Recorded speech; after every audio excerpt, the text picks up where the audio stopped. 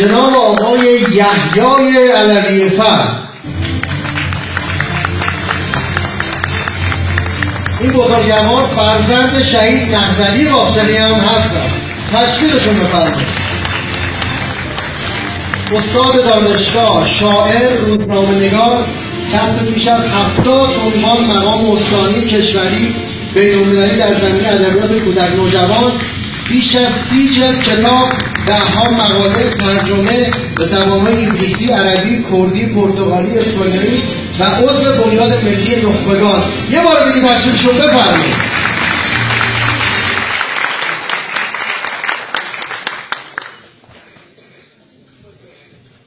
شهروند